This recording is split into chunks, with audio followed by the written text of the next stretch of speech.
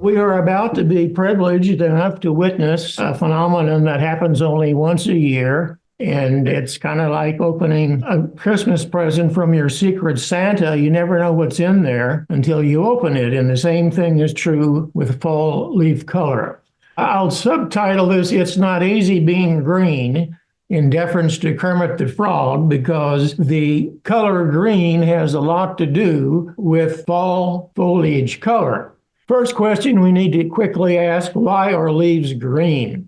They're green because of the chlorophyll molecule, which we know to be responsible for accepting the energy from the sun and then helping in the process of photosynthesis to convert it to a sugar. If you extract this, which is a basic plant physiology 101 experiment in a test tube, you can see it is in true green. That said, the chlorophyll is contained in primarily the mesophyll cells of the leaf, the spongy mesophyll cells and the palisade mesophyll cells, but they overwhelmingly override everything else in the leaf, causing the leaf to appear green. Oddly enough, as important a compound as it is, chlorophyll is relatively short-lived in leaves. It's continually being replaced as it breaks down. This is a rather staggering statistic in that 1,000 million tons of chlorophyll are biosynthesized and degraded every year on Earth. We switch now to the reason that chlorophyll is not seen during the winter, and this has to do with the process by which woody plants prepare themselves for winter. It's a two-step process. The first is they must go dormant. This is triggered by day length. And then the second is after they're dormant, they need to harden. And this is caused by gradual exposure to colder and colder temperatures.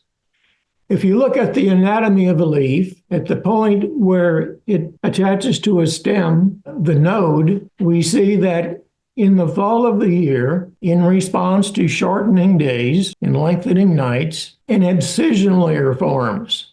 Abscise means to cut, and that's exactly what the abscission layer is going to do.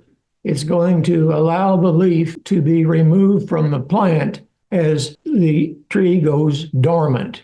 Closer up look at the abscission layer, you can see perhaps that the vascular tissue is constricted, meaning that whenever the abscission layer forms, and that's just prior to separation, there is a blockage of material into or out of the leaf. So there is yet chlorophyll in the leaf, photosynthesizing, but there are no raw materials coming in to replenish it when it breaks down. That said, the primary plant pigments in a leaf are chlorophyll, as we mentioned, and then two accessory pigments called xanthophyll and carotenoids, yellow and orange in turn. These are in the leaf, but cannot be seen because they're being overwhelmed in dominance by the green chlorophyll. So when the chlorophyll starts to break down and there's no avenue of bringing in fresh material to replenish it, we start seeing these carotenoids and xanthophylls. It's at that time then, whenever the sugars being manufactured by the chlorophyll remaining in the leaf until it breaks down are turned into pigments called anthocyanins. These are the reds, dark reds, purples, and so forth.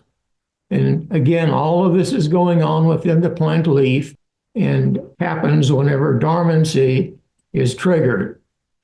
So the factors affecting fall foliage color are heavily dependent upon the species of plant in question and weather conditions. If you look at some of the plant species, the maples are really the rock stars of fall foliage color.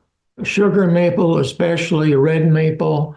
The hickories probably are underlooked in importance. They're usually a golden color. Tupelo is crimson, sweet gum, multiple of colors. So it depends a lot on the plant species with regard to the colors that are going to be visible. Equally important would be weather conditions. Two factors are quite influential, and the first would be light. Light causes those materials still in the leaf to manufacture sugars. Those sugars are trapped in the leaf because of the incision layer, and then they form anthocyanins, which is a couple of metabolic steps beyond sugar. Bright light is needed for brilliant colors. Temperature also is very important. Warm, sunny days and cool, I have that underlined, not cold, not freezing, cool nights favor sugar production that is then converted into these plant pigments. So, bottom line, we get to see this only once a year, and now is the time to go out and enjoy nature's treat. Along river bluffs, this is taken in River Bluff across from Jefferson City, down Highway 94, is a prime area because of the predominance of sugar maples in those limestone bluffs. Just an excellent place to see fall foliage color, nice day trip down 94 and back, and hopefully you'll enjoy some nice foliage. There are other places as well that we happen upon, especially the maple trees, and to a lesser extent, perhaps the hickory trees and so forth, but happen all over.